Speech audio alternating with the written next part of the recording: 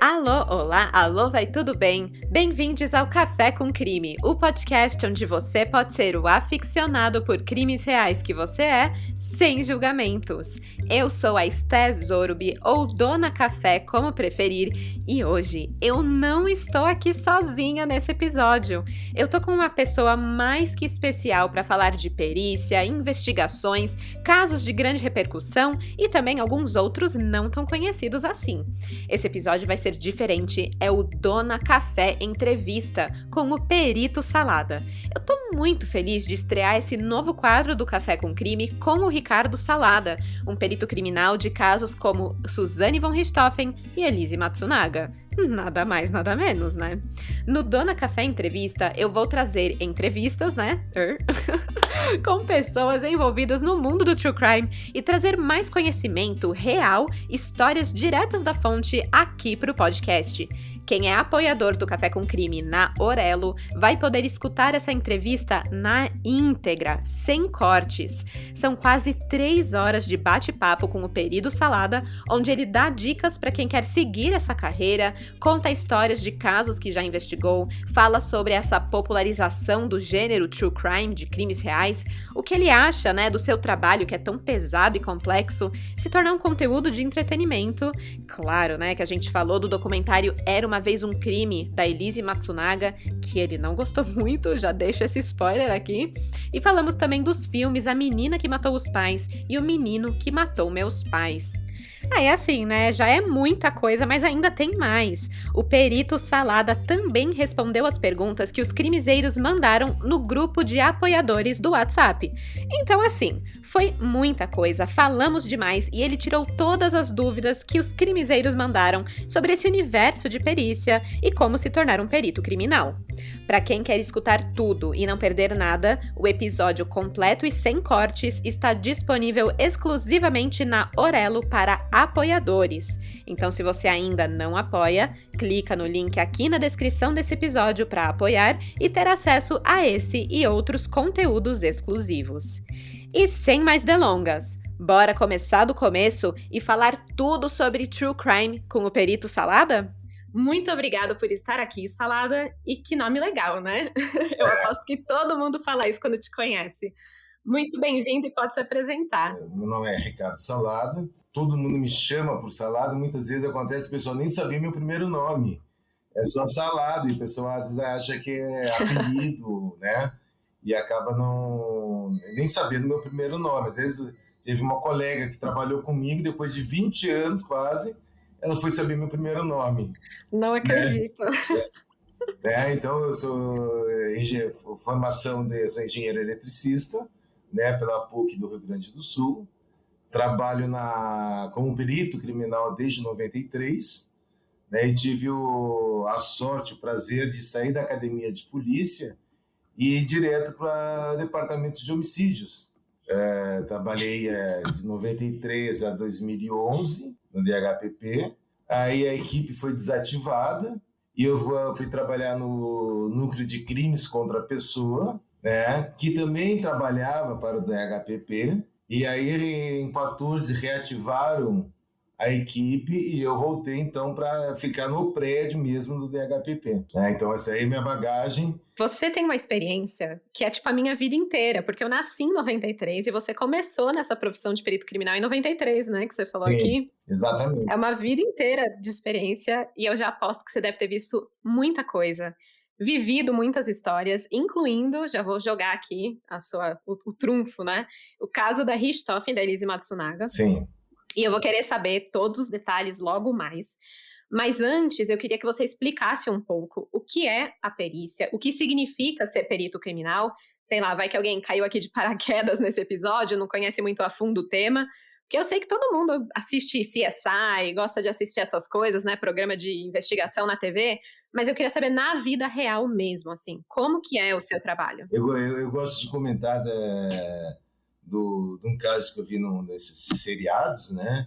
Que eles estavam buscando uma impressão digital, né? Então eles pegaram um taco de beisebol e ele passou um pó mágico, né? E apareceu uma impressão digital de um dedão. Perfeito. Mas bonita, né?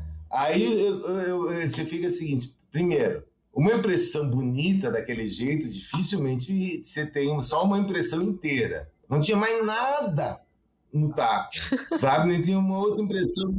O cara pegou só com o dedão, assim, né? Não teve nem o pensador, nada. Exatamente. Então, o que acontece? Como é que se pega um taco de beisebol só deixando uma impressão digital de um dedão? Como é que se levanta um taco? Você tem que segurar ele. Só com o dedão você não faz nada. Ai. Imagina, tenta pegar qualquer coisa usando só o dedão. Não dá. Você precisa dos outros dedos. Não, e a gente vê muito, assim, nessas séries que, por exemplo, uma impressão digital, pronto, resolveu o caso por completo, né? Na vida real, assim, quando você tá numa cena, qual que é a importância, por exemplo, de achar uma digital? E vocês acham mais digitais parciais? Como que funciona isso? É que assim, eu já trabalhei num caso uma vez que um suspeito, que era, se não me engano, era o jardineiro, isso faz muitos anos. E ele falou que nunca entrou na casa da vítima. Falou que nunca entrou. Só que lá dentro, numa caixa onde a vítima guardava documento para joias, alguma coisa, tinha impressão dele. Então o que você fala? A perícia e a investigação tem que andar junto. Você não pode fechar um caso só com a perícia, né? Porque vai faltar a investigação, quem é o autor, quais são as provas, né? Para se documentar as provas cabais desse autor. Então, você vai precisar também de uma investigação. Por outro lado, a investigação, se ele vai se basear totalmente em testemunhas, tá? A testemunha é a prostituta das provas, né? No direito, você conversar com um advogado, ele vai te dizer exatamente isso. Então, você não pode simplesmente acreditar pela testemunha. Agora, no momento que você tem uma testemunha, que ela te narra uma situação, você tem a perícia, que está fechando com essa situação que ele está narrando. Aí sim. E aí, então, o que acontece? Você vai chegar, vai trocar uma ideia com o autor, só que você vai com provas robustas. E o cara acaba confessando, em 99% dos casos, o cara acaba confessando. Né? Porque a testemunha com certeza pode mentir, agora é uma prova que você encontra, não tem como, né? Exatamente. Só que aí você tem que ter a prova, você tem que o trabalho aí da perícia, dos investigadores. Eu uma vez fui fazer um luminol e o cara estava tranquilo. Aí achamos uma mancha que reagiu, né, no porta-mala do carro. Aí deu reação com outro teste que a gente faz para sangue humano. E o policial que estava lá, não, é isso que eu precisava, pegou o cara lá, porque você matou, onde é que você levou, papapá. O cara saiu de São Paulo, nós fomos até Mogi das Cruzes, onde ele enterrou a mulher. O cara confessou. E isso que ele estava tranquilo antes. Então, mas na hora que você começa a ter as provas, começa a bater para porque ele sabe que é verdade. Sim. Ele sabe que ele levou a mulher ali no porta-mala. Aí você pega e tem um positivo para pressionar, né? O cara acaba confessando. Queria falar um pouquinho, voltando ali para o assunto. A gente, na verdade, conversou isso antes de ligar a câmera, né? Então não é voltando no assunto. Mas eu estava comentando com você sobre esse aumento significativo, assim, do consumo de conteúdo de crimes, né, desse gênero, agora que é o true crime, né, que se fala, que são os crimes reais. E aí tem livro, programa de TV, enfim, um monte de coisa. E a gente pôde ver também que tem 2 casos em que você trabalhou que acabaram virando filmes, que é o da Suzane, né, von Richthofen, a menina que matou os pais e o menino que matou meus pais, e o caso da Elise Matsunaga com aquele documentário do Era Uma Vez um Crime. E aí eu queria saber como é para você, né, um perito, principalmente que trabalhou no caso, ver o seu caso virando um conteúdo ali que ganha tanto público e que chama tanta gente para assistir aquilo, né? O que você pensa disso? Nós vivemos numa sociedade, tá, que cada vez mais é difícil de se entender. Quando você está na via pública, está na rua e está mexendo em alguma vítima, né? Então a gente faz o exame perinecroscópico, que é o exame externo. Então, para isso, eu preciso ver as lesões. Então, tem que cortar as roupas, tem que ver os orifícios. E as pessoas, né, que não podem ver esse tipo de cena, passam cobrindo e fazem assim, ó, dá uma olhadinha. É que nem acidente de trânsito, né? Que sempre do lado tem trânsito, porque as pessoas querem parar para ver um pouco, né? Exatamente. Então, existe um lado mórbido, né? Vamos colocar dessa forma, nas pessoas, de forma que elas têm uma curiosidade de saber, de ver, sabe, de uma certa forma, um pouquinho mais subjetiva, talvez até, de participar daquela situação.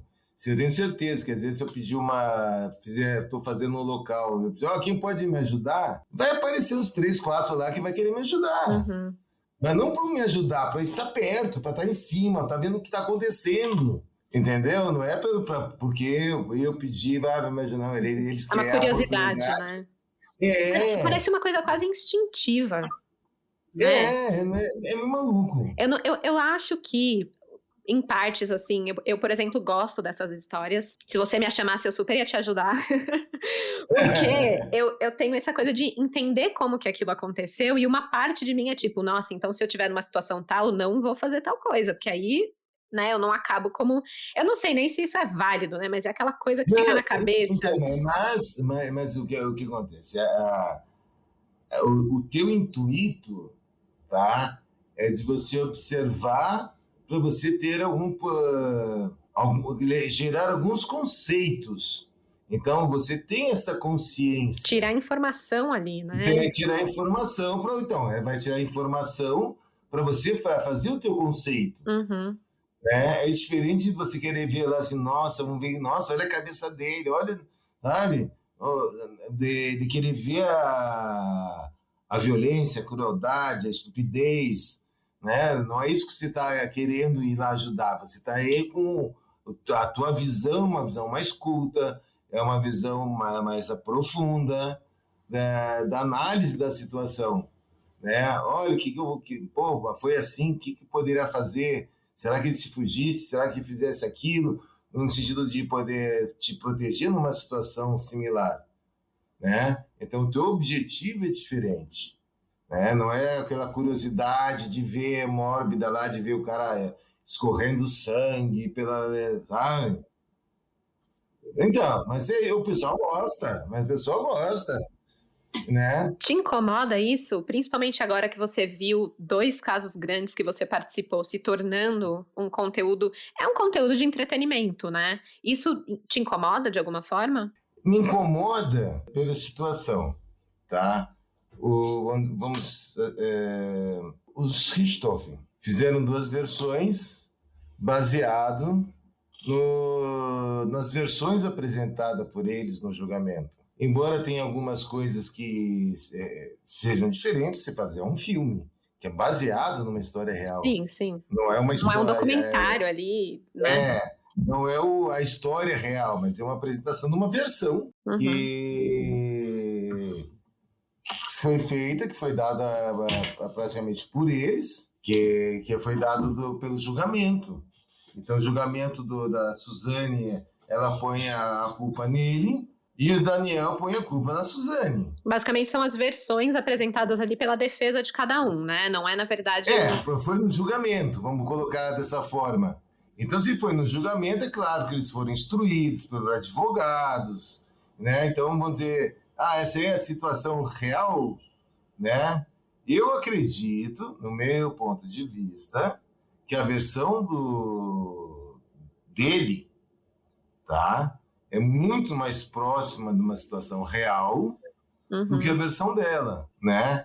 Eu não acredito que algumas coisas, vamos dizer aí são opiniões, né? Na versão dele, ela era meio histérica. Sim.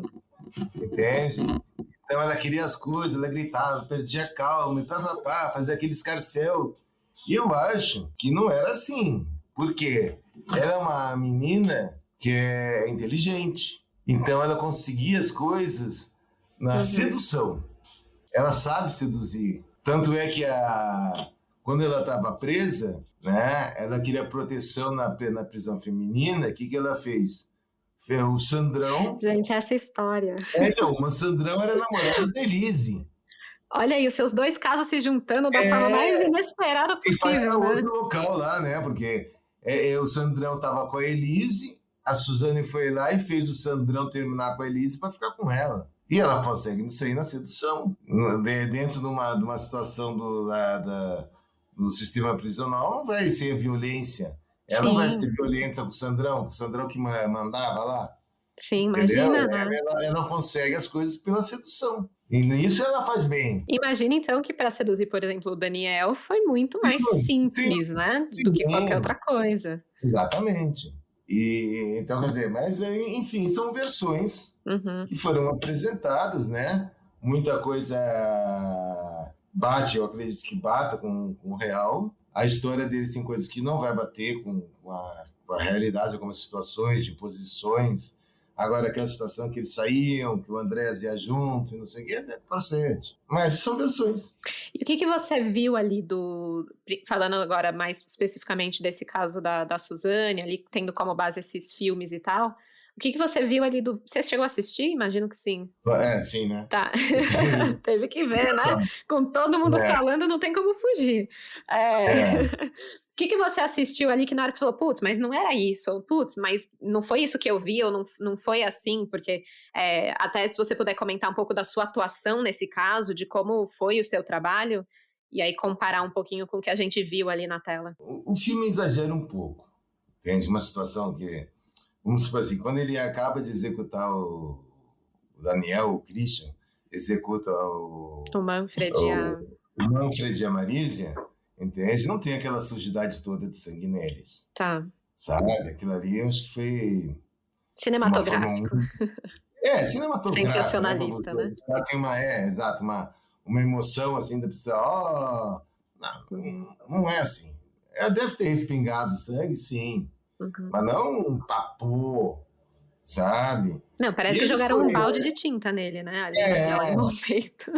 Exato, né? Agora, teve cenas que foram até idênticas à da reprodução simulada, né? Na hora que ela desce, ela faz, joinha. Esse ato aqui está na reprodução simulada. Caramba! A forma que eles pegaram as coisas, estava tudo dentro de um fundo falso do armário, né? Então, poderiam ter explorado um pouco mais. Sei lá, que às vezes você pega assim um local desses, as coisas são feitas tão na correria pelos autores, né, que eles têm um medo, sabe, de serem pegos, embora eles tenham a tranquilidade de estar fazendo as coisas mais certas que ninguém vai descobrir. Mas na hora que você está fazendo, aquele apavoramento, eu acho que deve ser meio doido, né, no sentido de você pegar assim, puta, são sentimentos ambíguos, né?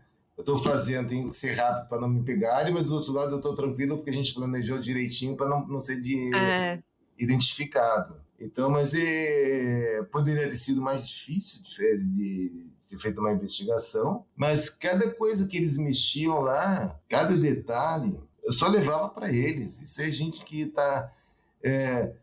porque assim, na verdade, tecnicamente, foi um latrocínio.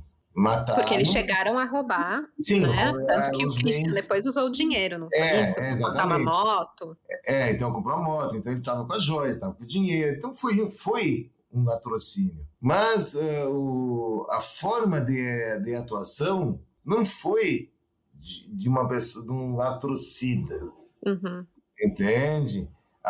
O planejamento deles foi com relação ao homicídio do Manfred e da Marísia. Foi a intenção inicial, né? A intenção inicial. Levar as joias seria uma forma de pagamento. Tecnicamente é um latrocínio, né? Mas o que acontece? Tipo, eles pegaram umas bijuterias que tinha numa cômoda e vão dizer, como é que é o latrocínio? Vou ter que jogar isso aqui no chão. Aí eles pegam e começam as bijuterias a jogar no chão. tá? Para espalhar de uma maneira que ficou organizada. É um caos organizado, é isso? Olha só que Entende? Você bizarro. olha assim, um ladrão jamais faria isso. Ele ia pegar e ia virar gaveta ali, ia cair tudo no chão. Uhum. Não ia ficar jogando, espalhando, sabe? Então você trabalha com uma circunferência, você tem o raio, né? Esses raios, tudo vai indo ao centro, tá? E as joias como se tivesse sido jogado para alguém que está no mesmo Quase um ponto. Eu círculo, né, daqui eu em jogo volta da aqui. pessoa. Então que é aquela bagunça organizada, né? Então isso aqui o cara ele estava aqui, ó, quando ele fez isso, né? Dá para dizer até onde ele estava quando ele começou a jogar as bijuterias no chão, né? Então ficou uma ridícula situação, né? Uhum. Então você sabe que eles queriam montar Essa um história, né? latrocínio, essa história de um latrocínio por alguém que não fosse da casa, que não conhecesse, um terceiro, né? Essa é a intenção deles. Só que quanto mais eles mexiam, da forma que eles mexiam, tudo levava para eles. Entendi, isso é muito interessante. Agora, uma coisa, assim, que você comentou até sobre o filme, de que foi muito essa parte do sangue ali no Daniel foi muito exagerado e tudo mais, né. Sim. Pra você que viu essa cena do crime, e também comparando aí com as mais de 400.000 cenas de crime que você já visitou, o que mais te impactou dessa cena? E ela foi tão cruel, assim, como a mídia impôs, ou você acha que teve aí um sensacionalismo em cima disso? Se você analisar as vítimas serem mortas a pauladas, é quase que sei lá, é uma coisa muito brutal. Então, se você pegar, vamos dizer, o Manfred, eu acredito que ele tenha levado uma pancada inicial na cabeça de uma forma bastante intensa, e ele muito provavelmente teria entrado de imediato num coma profundo. Tanto é que que eles fazem? Ele continua respirando e ele dá aquele som de ronco. Uhum. Então o que aconteceu? Ele estava dormindo de lado, levou uma pancada aqui atrás, tão violenta que foi na vertical que trincou a base do crânio. Uau. Então daí a gente tem uma noção da violência da pancada. Isso entre outras mais leves. Tá. Essa aí foi talvez uma das mais violentas que ele levou. E ele desvira na cama, que ele estava de lado, e fica com as costas do colchão, barriga para cima, que a gente chama de decúbito dorsal, com o dorso no colchão. E quando ele começava a continuar respirando, em estado de coma profundo, ou quase morte, alguma coisa assim, ou até morte cerebral, a pessoa pode relaxar a glote, então dá um relaxamento da língua, Uhum. e quando a pessoa respira, sai uma espécie de ronco. E o cara não parava de fazer esse barulho. Então eles tentaram afogar o Manfred com toalha, jogando água no rosto, para ver se ele morria de uma vez. E a Marisa, o que acontece? Ela muito provavelmente estaria dormindo de lado, com a mão sobre a cabeça. Por quê? E a primeira pancada que o Christian deu teria pego provavelmente a ponta dos dedos dela, que foram quase que esmagados, tá? Só que como amorteceu, ela deve ter esboçado alguma coisa algum som de ai, Alguma reação? alguma coisa, né? Alguma expressão de dor, algo nesse sentido. E ele começou a bater de uma forma seguida e violenta, né? Tanto é que algumas pancadas que ele deu, ele chegava a errar, entre aspas, a pancada, que pegava na cabeceira da cama. Ela ficou com várias marcas na cabeceira da cama. E aí você vê no local o cabelo dela cheio de massa cefálica, com sangue, e pelas pancadas, pelo movimento do bastão, ainda dava uns espirros com essa massa para a parede, né? Então foi múltiplas fraturas na região do crânio. Então você vê aí, dentro dessa situação, você vê um crime bárbaro. Outra coisa que a gente analisa. Ela, uma patricinha, passou numa faculdade boa, ganhou um carro, um Gol geração 3, que era o mais novo da época. Na época ela tinha uma mesada que se falava em torno de 600, 700 reais, há 20 anos atrás. seria hoje talvez uns 3 mil reais hoje. Mais que um salário mínimo, com certeza, né? Se for corrigir pelo dólar o salário mínimo, vai dar um disparate. Então, e ela tinha tudo. Conhecia outros países, era uma pessoa que falava mais de um idioma, tinha conhecimento de pessoas, vamos dizer, de boa índole, de boa educação. E, de repente, uma pessoa que tem tudo para desabrochar numa vida de uma forma tranquila, tá? Por ganância, né? Resolve matar os pais. Entende? Aí você chega assim, pô, mas por que matou os coitados? Pô, tinha tudo que uma pessoa quer, sabe? O que uma pessoa de 17, 18 anos? Pô, você tá numa faculdade que o teu pai tá pagando, tá com uma mesada legal, tá com roupa legal, você viaja para o exterior. Que mais que você quer, né? Né? Então, isso aí é uma outra coisa que abala. Né? Então, se torna incompreensível, né? Exato. Como é que você vai entender isso aí? Que é o sonho de 90% da população brasileira, que ela tinha e não foi suficiente. Então, é a coisa assim que sai do controle. Sabe? Como é que você vai entender uma pessoa assim? Aí você compara com outras pessoas que trabalham o dia inteiro para conseguir pagar com dificuldade uma faculdade à noite, chega em casa meia-noite, 1h, 5h está de pé de novo, né, para conseguir fazer um curso superior, para ver se consegue ter uma oportunidade melhor na vida. E ela joga tudo pro ar. Ela realmente achava que ia conseguir se livrar desse...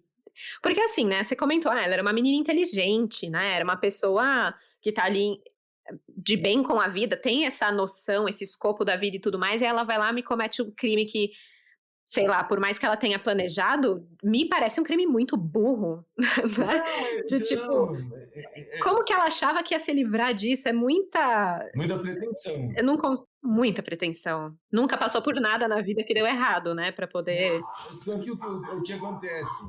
É leigo, né? Você vê uns filmes desses seriados, tá? E você chega assim, não, isso aqui é o crime, com isso, agora que eu fazendo isso, não vão descobrir. Descobrir a fórmula do crime perfeito, então né? Ela usa luva de procedimento, para não deixar a impressão de na casa dela. Realmente. Né? Então, se não achar a impressão dela na casa, aí começa a ficar estranho. Aí que você vê que tem alguma coisa errada, né? Aí o Daniel, o Manfred e a Marisa estavam viajando, e o Daniel passou lá quase um mês, lá na casa. Se achar uma impressão digital dele... Ia ser normal. O Christian, com certeza, compareceu lá alguma vez. Achar a impressão dele? Normal. Aí eles luvas, procedimento luvas. Aí depois meias de nylon, tá? Para não deixar pelos. Olha, ela viu no CSI. Estudou no seriado de ficção, né? Né? Então, com certeza ela teve essa brilhante ideia. Agora, uma coisa que ela fez, eles trocaram de roupa, né? Aí eles dispensaram as roupas usadas e os bastões numa lixeira, que depois nunca mais foi achado. Só que o que eles deixaram tudo para indicando que eles como são autores. Aliás, eu vou aproveitar essa deixa, porque uma ouvinte do podcast mandou uma pergunta exatamente sobre isso, e aí eu já queria aproveitar para fazer, já que a gente está no tema. Oi, Estel, oi, Salada. A minha pergunta é sobre o caso Richthofen, e eu queria saber de que maneira a perícia do local, dos corpos, ajudou a derrubar a narrativa que a Suzane até então havia criado. E é isso, valeu. O que acontece? O instrumento utilizado, que eram bastões, tá? No momento da perícia, você já pode concluir que participaram pelo menos 2 pessoas. Uma pessoa sozinha não faria o crime de abater os 2 na cama. Teve que ser ao mesmo tempo, né? Teve que ser ao mesmo tempo, que ninguém vai você é espancado, a outra não vai ficar só, não, esperar mais um pouquinho para você me espancar. Né? Então, você já começa a partir por isso aí. Você tendo aquela bagunça organizada, querendo simular que seria uma pessoa desconhecida da casa, isso aí está me mostrando justamente o contrário. Foi uma pessoa conhecida da casa que tentou brilhantemente, né, com toda a sua expertise, né, tentou enganar o perito, né? Quase Não deu conseguiu. muito certo. Não deu muito certo. Depois, o que acontece? Onde foi que a Marísia guardava as joias e o Manfred a sua arma, tá? Era num fundo falso no armário.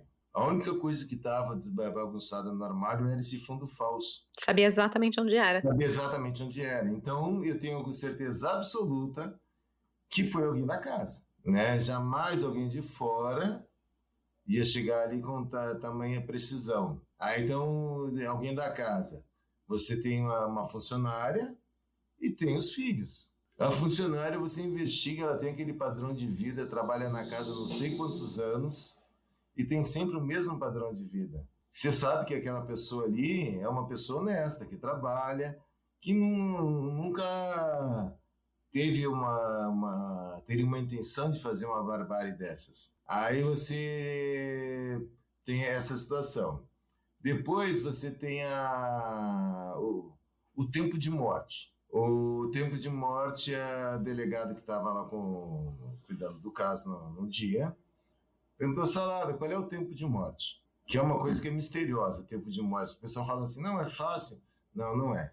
Eu aprendi a ver o tempo de morte. O que é esse tempo de morte? Há quanto tempo as vítimas estão mortas? Aí eu cheguei para a delegada, doutora, eu não sei dizer, é uma forma empírica, de tanto virar corpo, de tanto mexer, a gente acaba aprendendo. Eu estimo o tempo entre 22 e 0 horas. Aí eles vão lá ver o vigilante da rua. Não, a Suzane esteve aqui ontem de noite. Ah, que horas? Olha, estava terminando o jogo do Timão. Foi colocado ela na cena do crime. Aí o que acontece? Isso aí foi numa virada de noite, né? Aí no dia seguinte eles são levados para o DHPP, enquanto eu estou fazendo a perícia. E o diretor do DHPP me ligando, Salada, aqui tá vendo, que isso, que aquilo. E aí falei do tipo de lesão, o instrumento que deve ter sido utilizado, e ele perguntou de uma pasta no escritório, porque ela fala que ela não entrou em nenhum cômodo. Ela viu a bagunça, sentiu alguma coisa e saiu. Aí ela tinha falou na delegacia lá, que tinha uma pasta no escritório que estava cortada, onde o pai dela guardava aí uns trocados para umas emergências, 7, 8 mil dólares, não sei quantos mil reais, assim, né? Que ele pudesse precisar, e essa pasta estava cortada. E o diretor pediu para eu ver essa pasta. Eu falei, não cheguei lá ainda, né, para ver, mas dou uma olhada. Aí olho a pasta, não vejo nenhum corte. Aí eu levanto a pasta, não vejo nenhum corte. Porque o corte na pasta de couro, ele foi feito de uma maneira oblíqua, né? E aí eu, para ver o corte dessa pasta, eu tinha que apertar a pasta para o couro afastar, e aí então eu ver o corte. Ou seja, impossível dela ter visto isso sem... E essa parte do corte estava virada para o chão. É impossível. Não tem como ela ter visto isso aí. E ela narrando lá que viu isso aí. Aí o Daniel, né, eu falo de uma forma irônica, porque eles estavam no DHPP e eu estava na casa, né? Que o Daniel chegou, não, mas eu tenho um álibi, né? Nós fomos para um motel. Inclusive, eu pedi a nota fiscal. Esse aí é bizarro, né? Entende? Quem que pede a nota fiscal do motel, né, gente? Então, pelo amor de Deus. A gente brincava, é a nota fiscal 001. Porque ninguém vai pedir uma nota fiscal de motel, né? E ele criou o álibi dele, uma nota fiscal de motel. Quer dizer, tudo que eles faziam, colocava ele na cena do crime. Tudo. Quando eles queriam fazer alguma coisa, se não tivesse feito nada, acho que ia ser mais complicado, né? Entendi. Então, quer dizer, A gente saiu de lá, tanto é que eu cheguei lá, eram 7h30 da manhã, eu saí às 5 horas da tarde, 17 horas, eu já tinha rodado antes 24 horas de plantão, Uau. tá? Como é que você E para em pé? não, na hora vem aquela adrenalina, mas você não sente nada, né? Só depois que passa o negócio, que você relaxa, aí você derruba. Mas eu estava cansado já do trabalho. Eu disse, ó, eu quero interditar, cara, o imóvel para voltar amanhã, né? E o pessoal, não. Vou mandar um outro perito para terminar, né? Então eu fiz toda a parte interna da casa, então ficou um estanque fechado. E o outro perito veio e fez a parte externa, para não dar olhares diferentes para o mesmo ambiente, né? Então, eu fiz toda a parte interna estanque. Pum, ele fez só eu a interna e ele a externa. Por quê? Tá? Eles estavam nessa insistência. Porque a casa já estava com autorização para escuta telefônica. Então, eles queriam deixar eles lá para ver... Eles ficarem à vontade, né, digamos assim. Na casa, para ver se pega alguma coisa no telefone. Tanto é que ela liga pro Daniel e diz logo no início da conversa, olha, cuida que pode estar grampeado. Nossa. E se você está toda certinha, por que você tem a preocupação se está grampeado o telefone? Porque o que acontece, de uma certa forma, se você tem uma pessoa que matar os pais, essa pessoa também é vítima. Sim, com certeza. Ela tem que ser tratada como tal.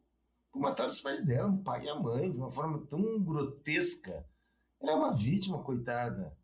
Vai grampear pra quê no telefone, né? E ela ter essa preocupação é muito bizarra, né? Então, exatamente. É bizarro a nota fiscal, bizarro essa preocupação.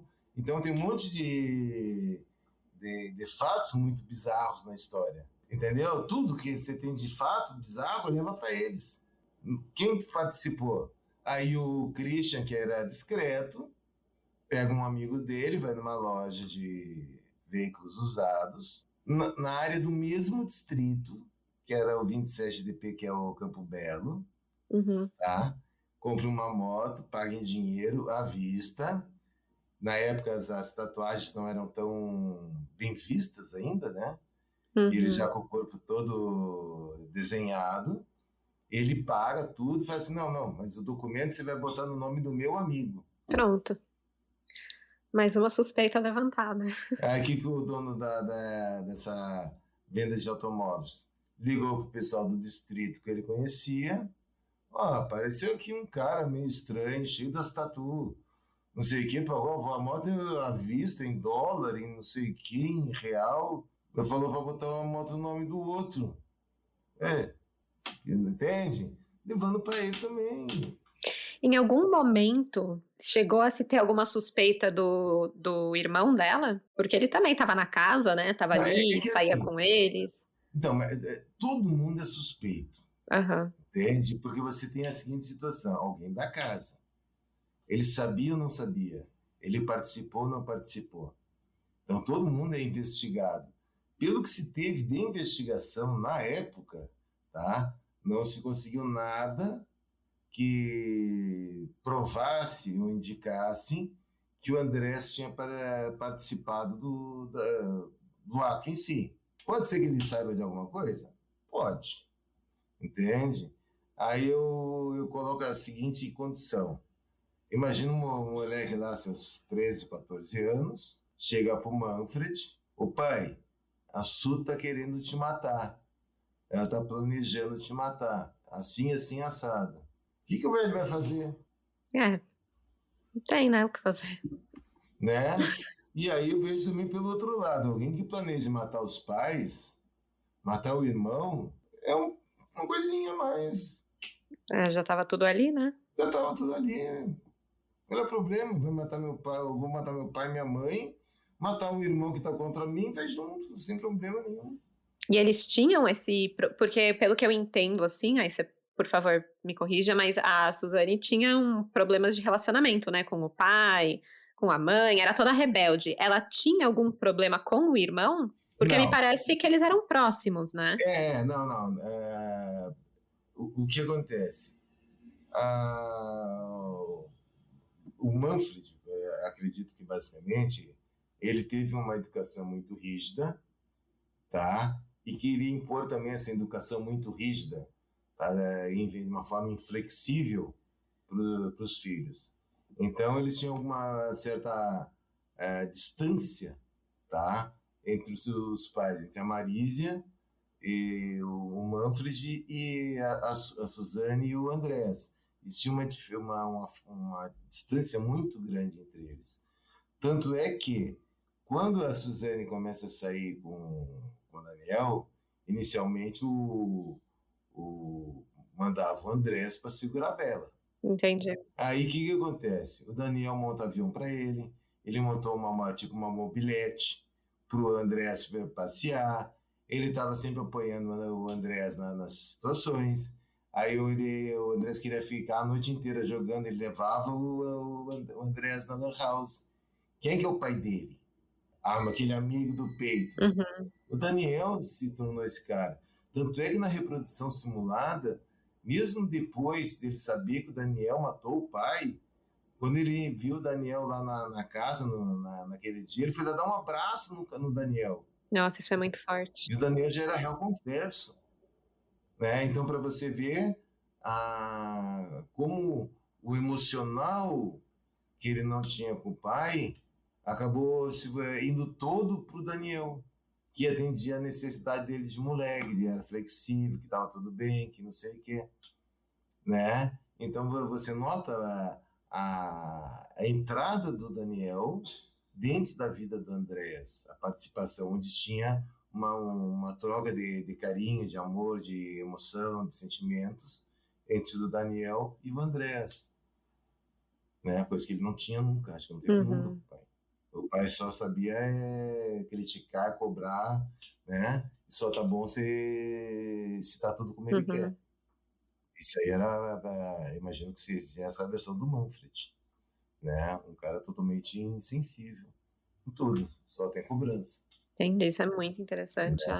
O menino devia estar totalmente abalado, né? Assim, Sim, psicologicamente, sim. antes mesmo de tudo acontecer. Então, quando aconteceu o crime, era tipo, nem consegue processar a informação e continua tendo carinho pela pessoa, né? Pelo Daniel, no caso, assim. Exatamente. Ele foi lá, quando ele viu o Daniel, ele foi lá dar um abraço no Daniel. E ele chegou a fazer o mesmo com a Suzane, demonstrar algum carinho por ela, mesmo depois de tudo? Não, que fica assim, ó.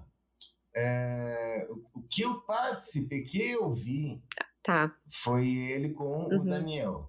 Tá? Porque o que acontece?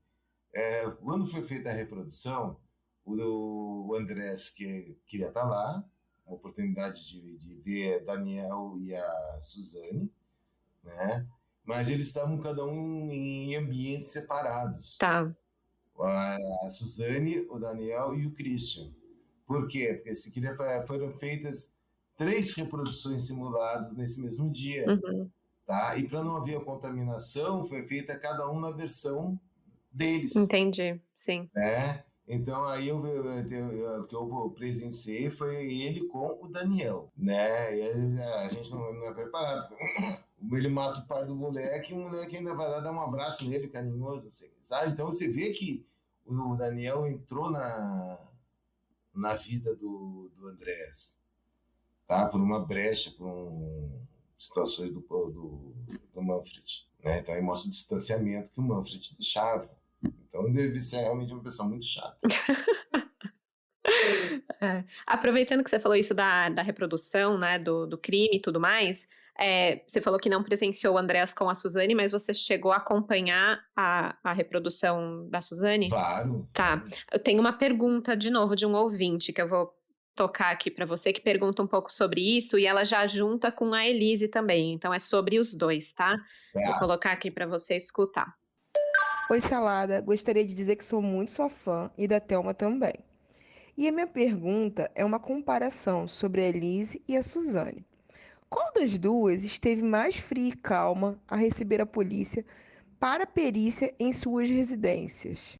O contato que eu tive com a Suzane, quando eu a vi, ela já estava presa. Quando eu consegui conversar com ela, né? Eu tinha visto ela, mas de passagem, não cheguei a conversar.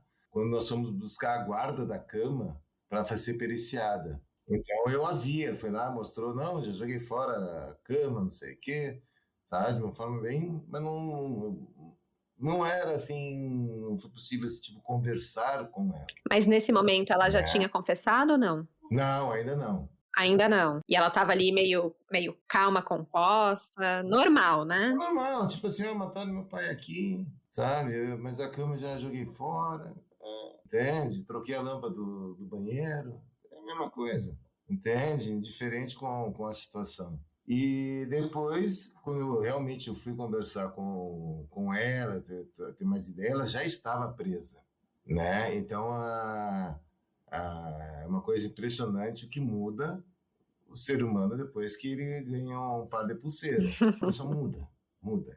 Eu já vi crime assim de... Eu não acredito que esse cara fez isso. Olha a cara dele, não foi ele. Baixa aquela cara de coitado? Mas quando esse coitado pega uma arma na mão, ele vira o capeta.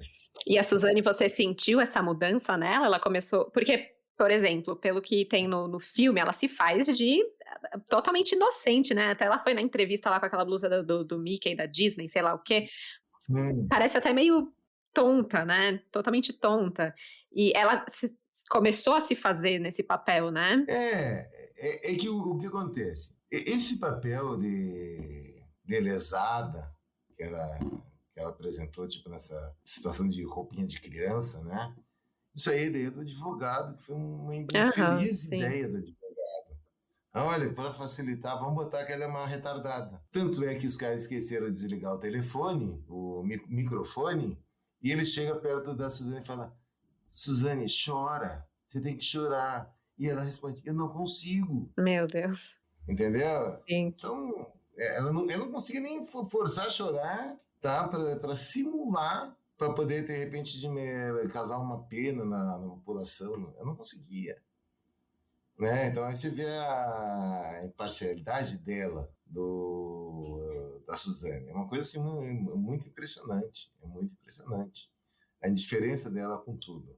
Tanto é que ela só conversava na reprodução, ela só conversava com um desenhista nosso que estava fazendo a filmagem, né? Porque quando ele estava conversando com ela sabia que ela não estava sendo filmada, que ele estava com a câmera. Entende? Se ela estivesse conversando com outra pessoa, pode ser que ele estivesse observando. Então ela é muito esperta. Essa mulher é muito esperta, sabe? Ela não dá... tem que ficar esperto. E no caso da Elise? Da Elise, o que aconteceu? Já havia desconfiança que ela teria esquartejado o Marcos, né? E a gente foi, eu e a Thelma, para tentar buscá-lo. Pô, mas esquartejou uma pessoa, tem que ter sangue em algum canto. Então nós fomos para a parte superior do apartamento. E aí jogamos no banheiro, jogamos no outro quarto. Todas as suítes lá tinham banheira. E a gente, olha, a forma mais razoável seria tentar conter o sangue numa banheira. Então vai lá na banheira, vai no banheiro, porque o banheiro dela seria quase que seria um quarto. Porque o que acontece? O apartamento era uma cobertura e tinha a cobertura junto. Ele comprou a cobertura do lado, reformou tudo e fez um apartamento só, né? O banheiro dela seria uma suíte. Caraca, que bagulho gigantesco. De um apartamento. Você imagina o tamanho. Meu Deus. Então, nós achamos, né? Pô, vamos começar pela parte de cima, porque tem as banheiras, poderia ser o lugar mais provável, né? Então, o que acontece? Tivemos um pouco contato com a Elise, né? Porque ela ficou no andar de baixo. Ficava um advogado acompanhando a gente. E ela estava tranquila. Ela estava indiferente, mas ela estava tranquila. Aí, por quê? Ela estava tranquila. Porque o crime aconteceu no andar de baixo. Entendi. Então, a gente lá em cima, ela se Não vão achar nada. Não vão achar nada, não tem nada.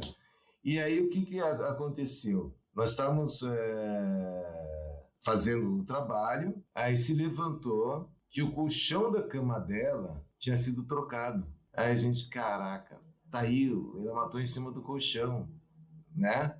Aí trocou o colchão. Uhum. Aí descobriram que ela deu o colchão para uma empregada dela, que morava, acho que uns 40 quilômetros de distância da onde a gente estava. E aí o que foi importante na hora, naquele instante, era achar esse colchão. Então nós saímos para a zona sul de São Paulo, atrás desse colchão. Conseguimos localizar a casa da mulher, para jogar luminol no colchão e não ter resultado nenhum. Nossa, que decepção, Nossa, né? foi terrível, terrível. Muito triste, sabe? A gente achando que ia dar positivo, que ia resolver ali o caso, sabe? Aí deu negativo, eu disse, pá, não, tem que ter alguma coisa. Aí isso aí foi de segunda para terça-feira, tá? Na segunda-feira, o delegado, Dr. Mauro, ele entrou no apartamento com mandado de busca e apreensão para fazer os exames. E tinha um policial dele esperando, porque ele pediu a preventiva, a temporária dela. E quando, antes dela sair e terminar, que fomos terminar, ela sair do apartamento, vai ser 2, 3 horas da manhã, para ir para a Zona Sul, né? Aí ela já ficou detida, numa prisão temporária. E aí no outro dia, nessa noite ela foi já dormir na delegacia. E na terça-feira, fui lá, eu e a Patema, conversar com o Dr. Mauro. Doutor, nós temos que voltar lá. Eu disse, mas eu não fez o que tinha que fazer? Não, nós fizemos só a parte de cima. E a parte de baixo... Casa gigante, né? A parte de baixo a gente não fez nada. Tem que fazer a parte de baixo. O que não tem nem em cima pode estar embaixo. Aí no outro dia... que já era quarta-feira, o Dr. Mauro pede para buscá-la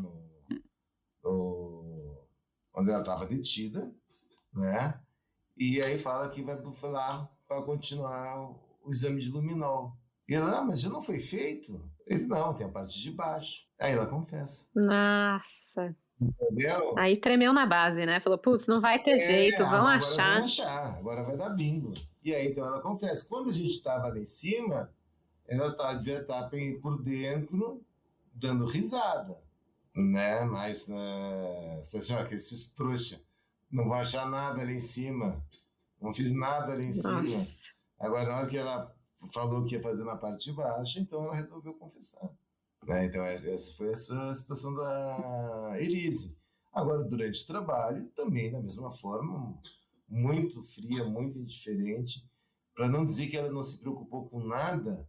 Eu falo assim, a gente estava simulando, a gente queria simular o tempo que ela levaria para levar as malas com o marco seccionado e colocar dentro do carro, porque ela era a minha franzina, né? E nós começamos a pegamos um jogo de mala, põe arroz, põe feijão, põe lata de óleo, põe não sei o que, para fazer peso. Aí estava faltando peso, pegamos uma caixa de madeira e botamos dentro da mala. Eu falei, não, essa caixa vocês pegaram ali no canto.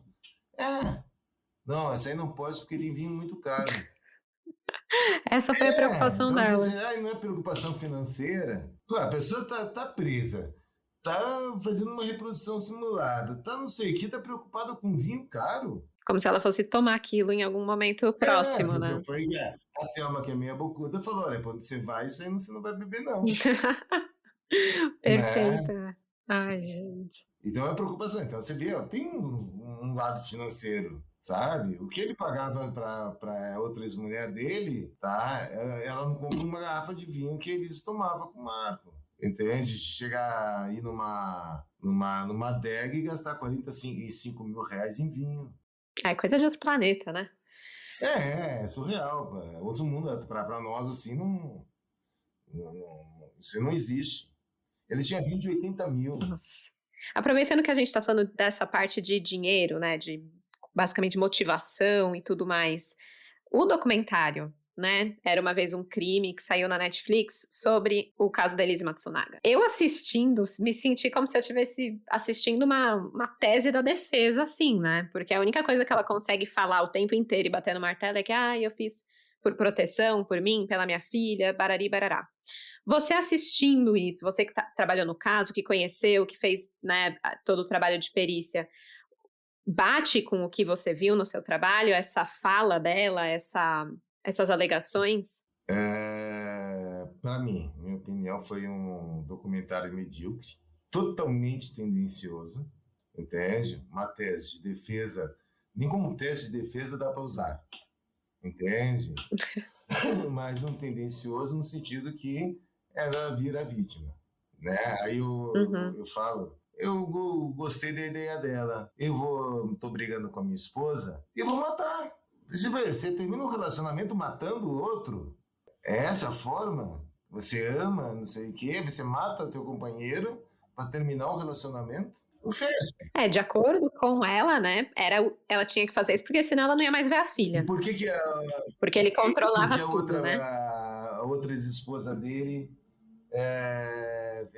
ficou com a guarda da filha? E a dela não vai ficar. Entende? A gente tem que ter um certo discernimento. Agora, a situação dela, houve para mim uma premeditação, houve o negócio, tudo foi meio que preparado.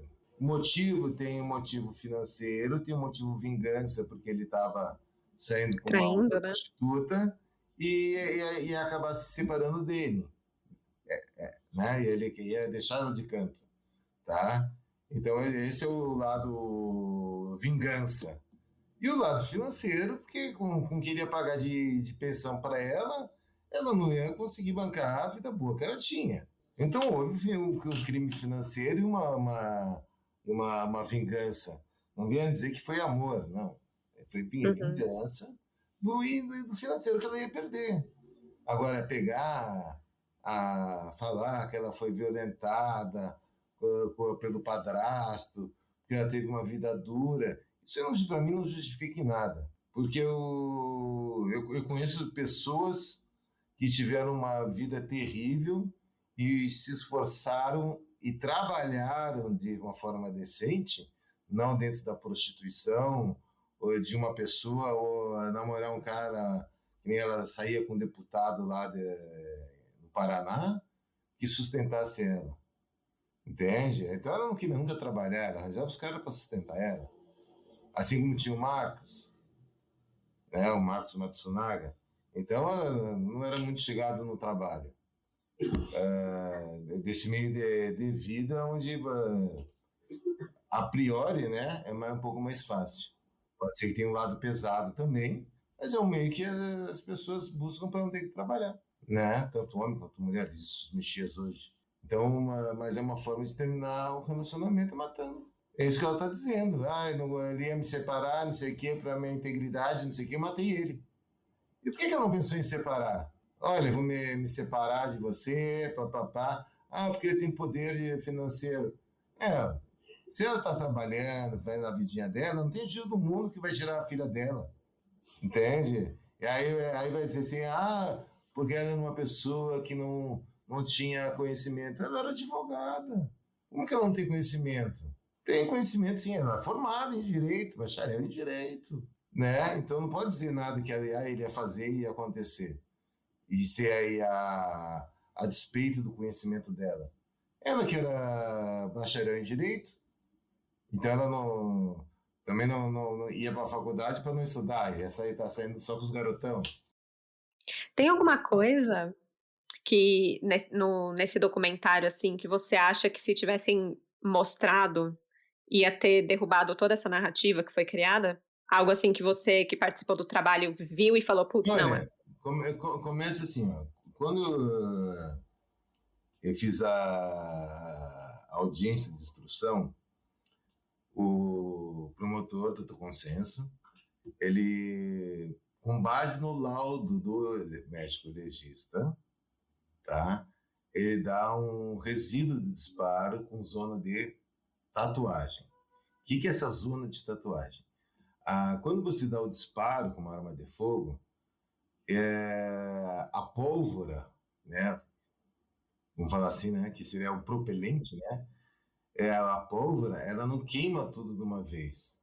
Ela vai queimando parte dentro do cano e parte ela sai do cano em partículas bem pequenas, né?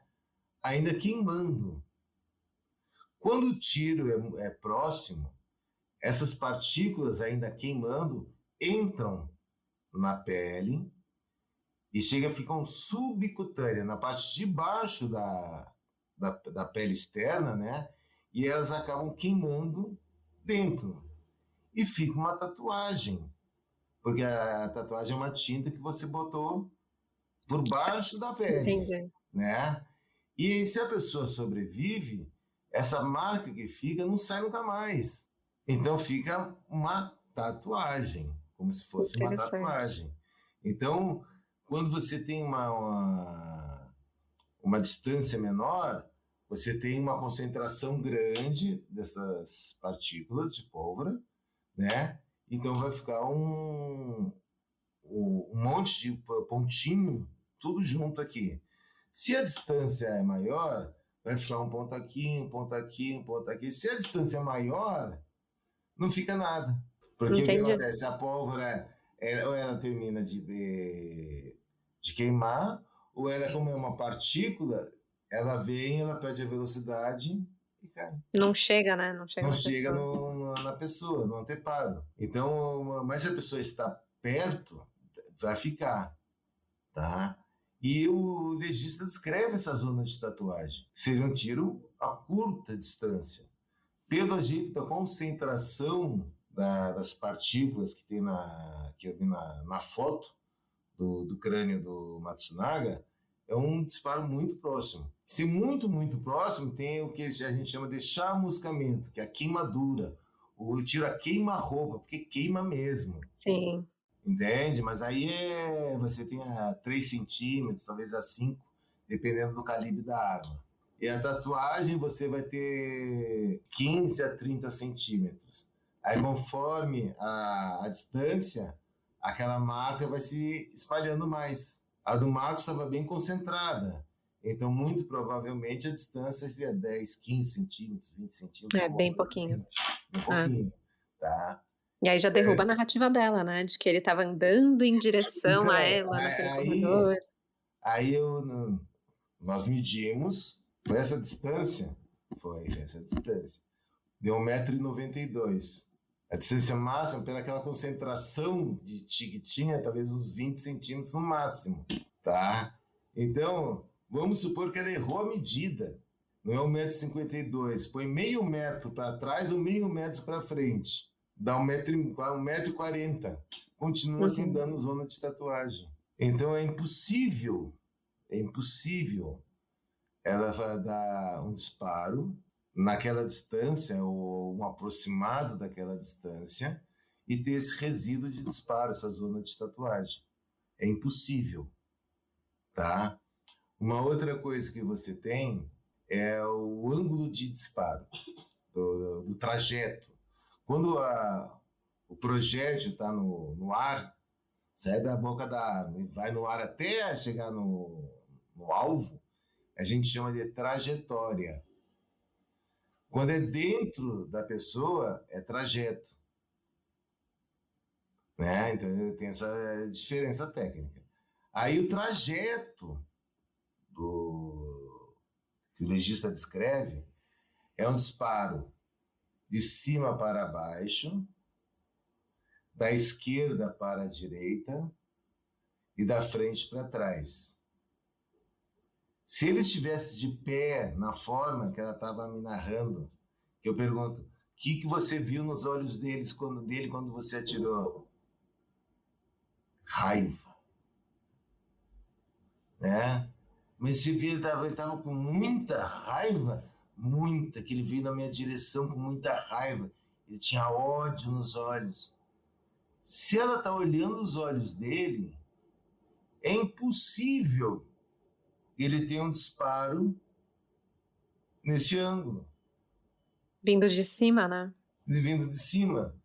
Uhum. Entende? Porque ela está olhando nos olhos dele, a narrativa dela. E, na verdade, não foi isso. É mentirosa, que ele estava com a cabeça baixa.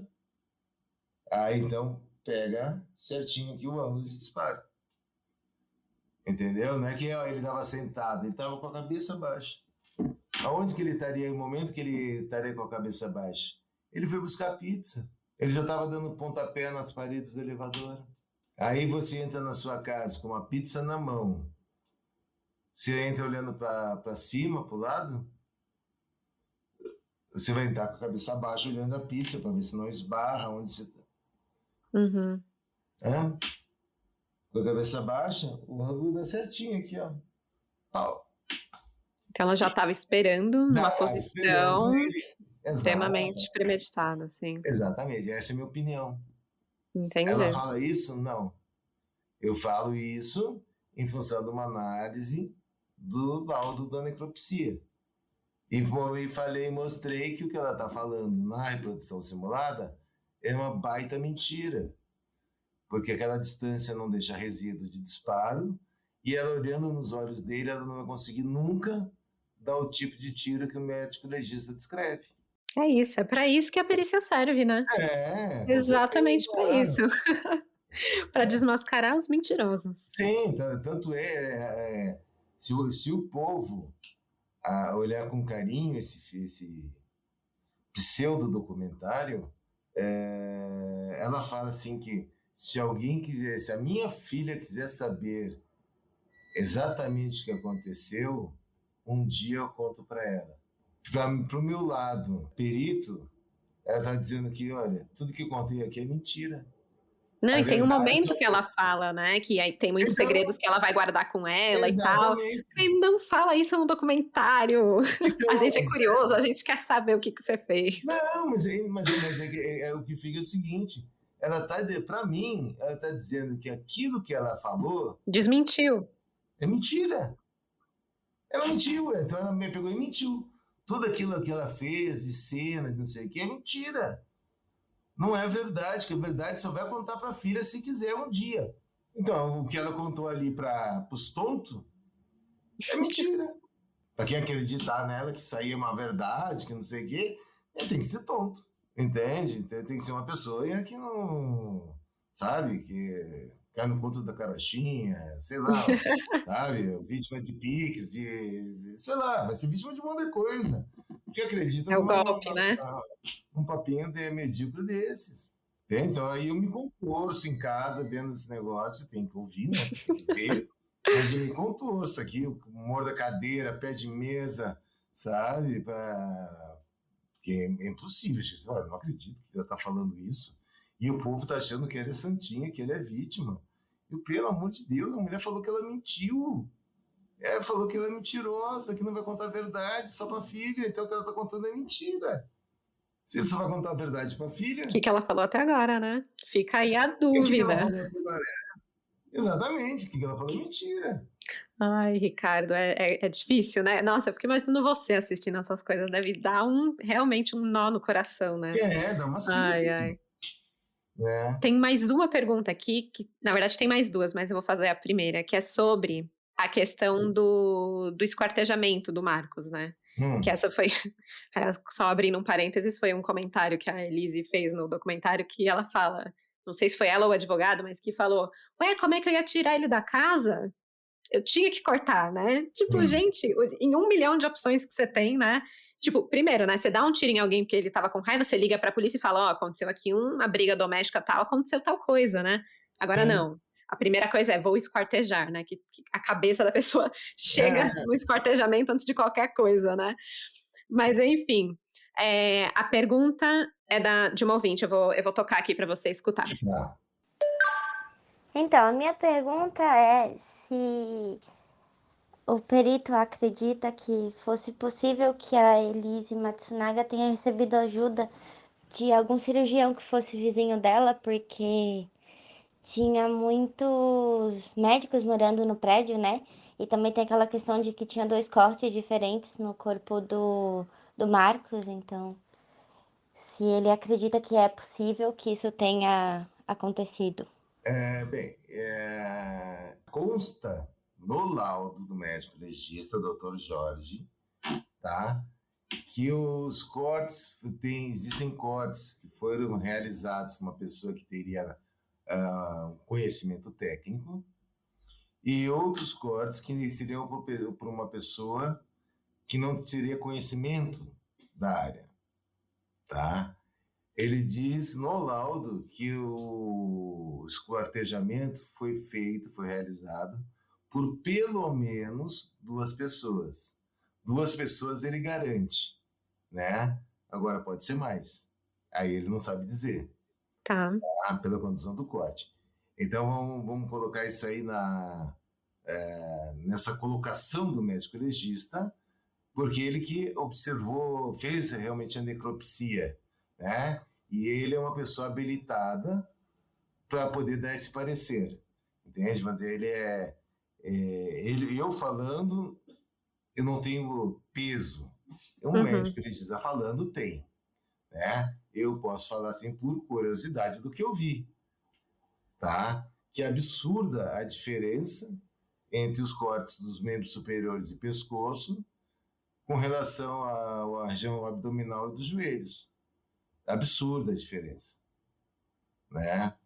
Então, quer dizer, mas é uma opinião minha. Eu nesse sentido, eu não posso muito argumentar porque não é minha formação, Uhum. né? Agora, o médico legista pegar e botar isso no laudo, acho que tem que ter um peso muito grande, É um peso, com certeza. né? Com E certeza. depois não é um médico legista que entrou há 2 meses. É um médico legista que tem 40, 50 anos analisando esse tipo de situação.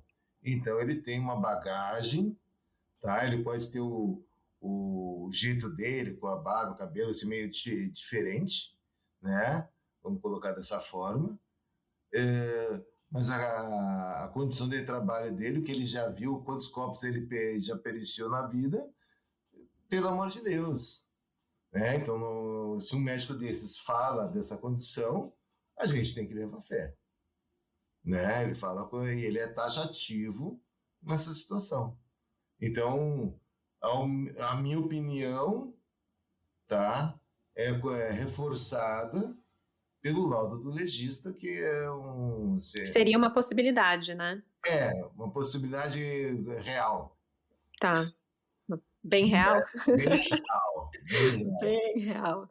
É complicado. E isso nunca chegou a ir para frente, assim, na investigação? Não, Chegaram a entrevistar alguém do prédio não, dela? que assim, até onde eu sei, não foi para frente. Agora, o que foi feito houve um delegado que estava com esse inquérito, que foi aberto para ver isso aí, de que forma que aconteceu, não sei o que, eu vou dizer, eu não participo da investigação.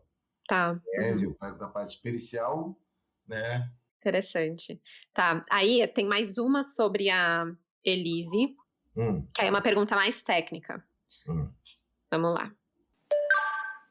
Oi, Esté, oi, Salada, aqui é Ellen. Eu tenho outra pergunta, que é uma pergunta meio tosca, mas eu preciso fazer. Quando foi encontrado Marcos Matsunaga, ele tinha sido esquartejado. Então, foram encontradas várias malas com vários pedaços de corpos e tal. E, tá, nesse caso, talvez tenha ficado evidente que o corpo todo era da mesma pessoa, mesmo sem ninguém saber quem seria. Mas é feito tipo DNA de cada pedaço de corpo que se encontra? Como é que se sabe assim de cara que é uma pessoa só e que não, de repente, são vários pedaços de várias pessoas diferentes? Tem tanta gente desaparecida, sei lá. Como é que vocês sabem? Faz realmente assim DNA ou alguma perícia em cada pedaço diferente assim do corpo? Bem, assim, o corpo do Marcos foi tirado do interior das malas, tá, para ser descartado. Estava em sacos plásticos, tá, de lixo com fitilho vermelho de uma determinada característica. Até que foi encontrado também lá no apartamento esse tipo de saco plástico, né? E foi ao longo de, se eu não me engano, em torno de 2,5 km que as peças foram sendo jogadas. E a perícia foi feita em mais de uma vez, porque acharam os pedaços, aí foram lá, recolheram, passou um tempo que eu não sei dizer quanto tempo foi, acharam outros pedaços. O que se deu para ver, como o Jorge comentando, que começou a vir os pedaços, né, do desmembrado do ser humano. E aí uma coisa que chamou a atenção dele foram as cuecas, porque era uma cueca de um nível muito bom. Então ele começou, pô, isso aqui não é qualquer um que vai gastar uma grana numa cueca desse tipo. 10 mil reais numa cueca. A gente briga lá, 15 conto, 20 conto, a gente, nossa, eu não vou pagar 150, 200 conto numa cueca, desculpa, Uhum. né? E aí ele começou a chamar a atenção dele. Aí depois acharam a cabeça, então você sabia que era um oriental, né? E aí, tendo o empresário desaparecido, se cruzou com relação a ser realmente um Marcos Matsunaga. E acabou sendo identificado aqueles pedaços. Com relação a você saber assim da pergunta, faz exame de DNA? Dá para, porque pode ser de outras pessoas. Num caso desse, que é particular, que você tem uma peça, uma perna direita, uma perna esquerda, nesse sentido, você tem poucas peças.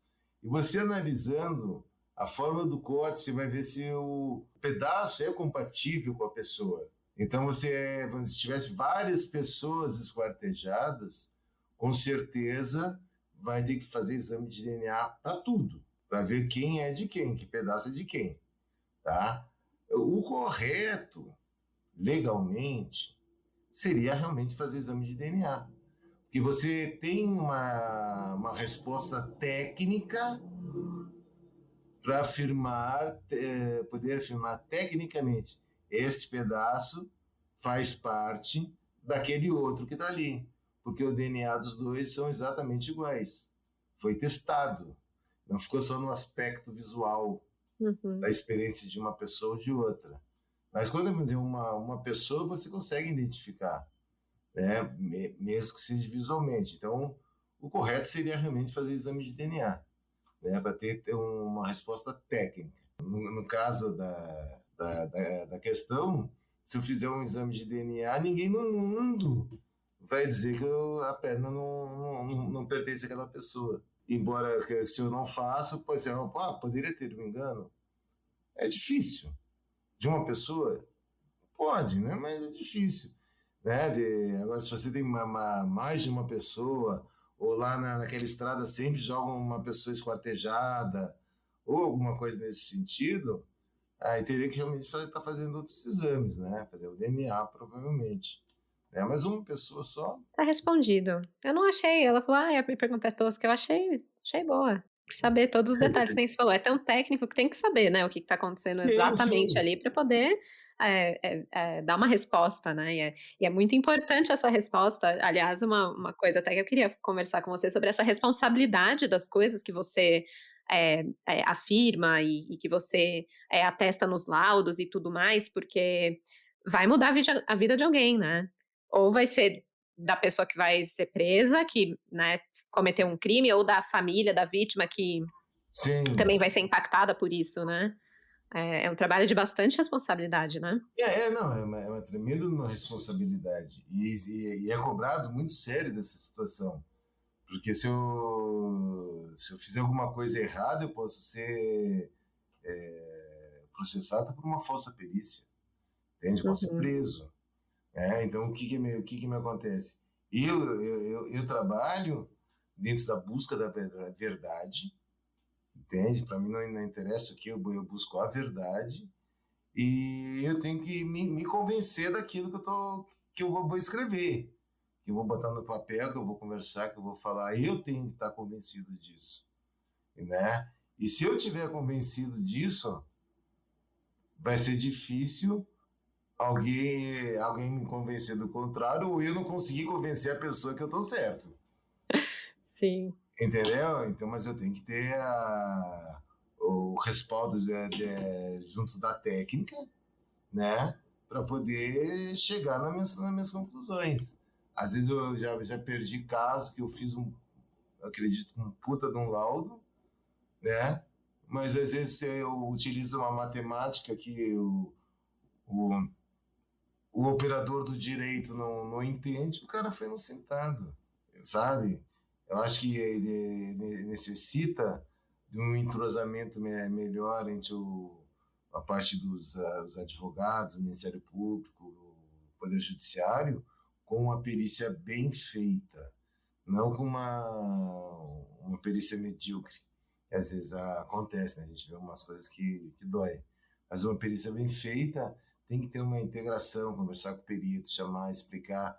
Para mim teve promotor que foi lá no DHPP para entender o que a gente tinha feito. Você precisa traduzir isso, né? Porque, como você falou, é tão técnico que às vezes nem não entende, né? Por mais que eu tente botar num linguajar a ser o entendível, tem coisas que fica difícil. Então, às vezes fica difícil e eles têm que entender. Como é que você vai fazer mover uma ação, um julgamento, uma pessoa, tem que estar afinado. Se não sabe, chama o perito lá para explicar o que ele porcaria que ele escreveu no laudo e ele se vira. Me mostra aí o que você fez aí. Entende? Ele pode fazer isso, qualquer um pode. Comunicação. Entende? Eu quero entender o que está no laudo. Então, às vezes isso é essa falta de entrosamento, né? Então, às vezes todo o sistema é prejudicado por causa disso. Uhum. A gente já está há 2h30 conversando, então eu já quero dar uma encerrada porque vai ficar tarde, né? Mas antes disso eu tenho mais 2 perguntas. Sem problema. Uma delas é, para você, qual foi o caso mais marcante que você já trabalhou? Não marcante para mídia, ou, enfim, mas para você como profissional, assim, pessoalmente, qual que fica com você? Eu tenho um que foi bem interessante, que a mulher havia se separado, né, do marido e trabalhava, né, fora, e queria que o filho, então, ajudasse em algumas atividades dentro de casa. Uhum. Aí eles resolveram, ele com a namorada, matar a mãe, esquartejou e deixou os pedaços, um pouquinho aqui, um pouquinho lá, cabeça lá. Meu Deus. Né? Aí nós chegamos foi identificado, o moleque no dia já foi detido.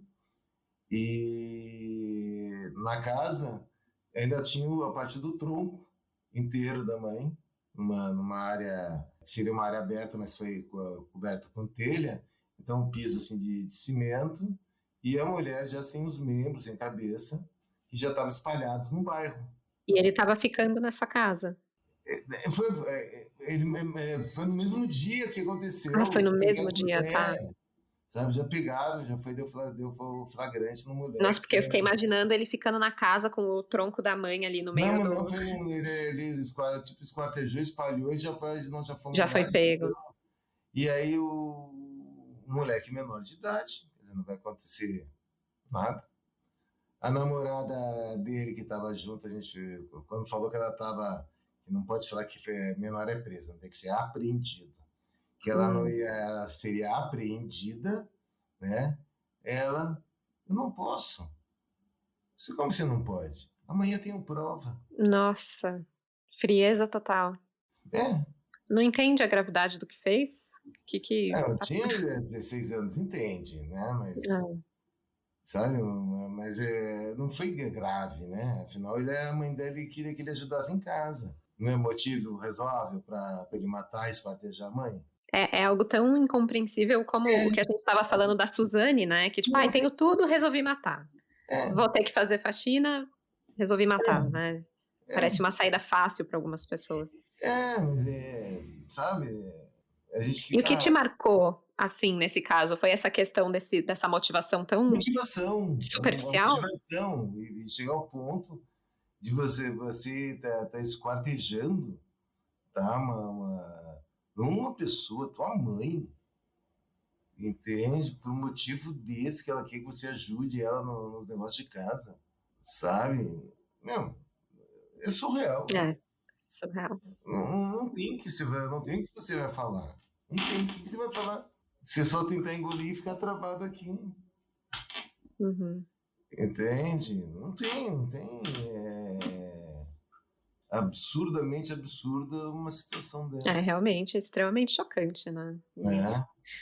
Imagino que devem ter muitos e muitos casos, assim, que às vezes não tem uma atenção tão forte, assim, de mídia, reportagens e tudo mais, mas que acontecem Sim, sim. direto, né? Infelizmente. A minha outra pergunta, antes de encerrar, eu queria saber se tem algum caso ainda aberto, assim, sem solução, Hum, que não precisa nem ser um caso seu, que você trabalhou, se for também, hum. tudo bem, mas que você tem muita vontade, assim, de resolver. Porque eu tirei essa pergunta porque eu particularmente gosto de ficar vendo esses casos sem solução e eu fico, não, eu vou fuçar, eu vou achar alguma coisa, né? Tipo, bem curiosa, assim, dando uma de detetive de sofá, assim, é, porque tem essa. A gente quer respostas, a gente quer entender e Sim, sim, sim, compreender, sim. né? E essa semana mesmo eu fiz um caso aqui no podcast, não sei se você já ouviu falar, que é das crianças desaparecidas do Planalto, é lá do Rio Hum, Grande do Norte, de Natal, que tem 20 anos que sumiram 5 crianças e ninguém sabe de nada, assim, tipo, não tem, assim, é bizarro. E eu sim. fico, meu, eu quero resolver esse negócio, sabe? Então eu imagino que você que tá nessa profissão, que tem, como você falou, a melhor parte é conectar os pontos, quando não conecta, você ainda fica nessa busca, assim? Tem algum caso que você pensa nisso? Tá, o que me acontece? Se eu for querer acompanhar a investigação de vários casos que eu achar interessante, aí a gente fica doido. Entende? Porque Sim. o que a gente tem de coisa para fazer é muita coisa. E ainda às vezes acompanhar, então acontecer de um ou outro caso que eu já, pô, isso aqui tem coisa errada aqui, né? Tipo um caso que eu fiz, não, que eu estava trabalhando junto com um delegado, né? Não foi um caso meu, e eu provei tudo tecnicamente e o cara foi inocentado, sabe? Nossa, uma decepção muito grande. Isso aí eu tive uma falha muito grande aí do Ministério Público que não soube explorar, Isso mexe né? muito mais com você do Mas que, por exemplo, não chegar numa solução. não, porque não é que fica a situação, né? A solução eu dei. A solução eu dei. Eu falei, olha, o cara tá mentindo por isso, por isso, por isso. É impossível ele ter essa lesão aqui. É impossível, não existe essa possibilidade. E o promotor não sabia usar. Entendi. Entendeu? Eu dei o negócio o que o cara teve, na verdade, foi uma autolesão. E falou que tentaram matar ele. Nossa, aí eu provei. Nossa, aí eu trabalhei nos negócios, eu tive a veste, a bermuda que o cara tava. Eu, passou pelo resgate, cortaram. Eu fui lá, costurei na mão Caramba. para recompor a bermuda do cara de novo. Pô, fiz um puta de um trabalho e depois fica sabendo que o cara foi solto. Entende? Então, às vezes, é algumas decepções que acontecem, né? E aí a gente pouco pode fazer, porque a gente só acompanha. Então, às vezes, tem umas decepções assim, e aqueles casos que você resolve acompanhar e, putz, o cara tá solto.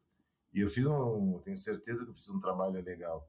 Se o promotor, né, tivesse me chamado, eu poderia explicar os porquês de tudo que foi feito Uhum, e ser entendível para os jurados. uhum. Agora, se o promotor não sabe explicar, os jurados menos ainda, e é aquela prova que você conseguiu provar, ela simplesmente é descartada. Aí é duro. É duro, Aí é dureza. difícil, realmente, deve ser bem É, decepcionante. e isso que não era um local meu, não era nem obrigação de nada. Eu ia para trabalhar em folga, fazer as coisas. Aí dá uma gelada assim, bem grande. Então, esse é um outro caso que a gente acaba acompanhando, mas às vezes a gente perde a investigação, Uhum. sabe?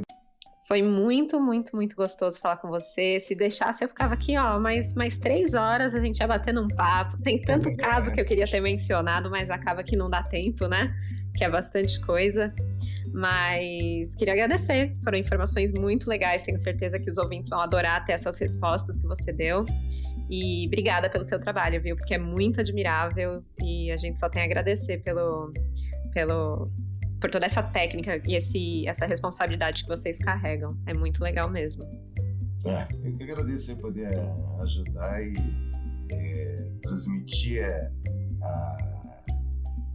a profissão, tá? Que nem sempre tem esse glamour todo. Sim. Entende? Você tem o glamour de um local em 10 mil, 5 mil, sei lá quantos. Parece um local que deu um certo glamour. Mas o glamour não é só do perito, o glamour é de toda a equipe, né? Que trabalhou, que se esforçou, que investigou, que fotografou, o perito que relatou. Cada um tem a sua participação dentro desse desfecho final, vamos botar assim, né? Que time, né? Que time. Tem um time forte. Por isso é uma equipe, entende? É uma equipe que vai para resolver. Maravilhoso. E é isso, quer deixar alguma mensagem final, se despedir do pessoal? Eu vou voltando aquele alerta. Te dedica naquilo que você quer e corre atrás do teu sonho. Entende? Não tem nada que vai te dar maior satisfação de você ter o teu sonho realizado, sabe, daquilo que você se esforçou, que você correu, batalhou por aquilo e ter um sonho realizado. Então eu falo assim, seja egoísta, não ouve ninguém, ouve teu coração, sabe? Eu quero isso, vou fazer isso, e seja egoísta e toma a decisão e corre atrás do sonho. É isso que eu posso falar com o pessoal. Maravilhoso. Então, com esse motivacional do perito Ricardo Salada, a gente encerra aqui o episódio. Obrigado por todo mundo que escutou e tchau, tchau.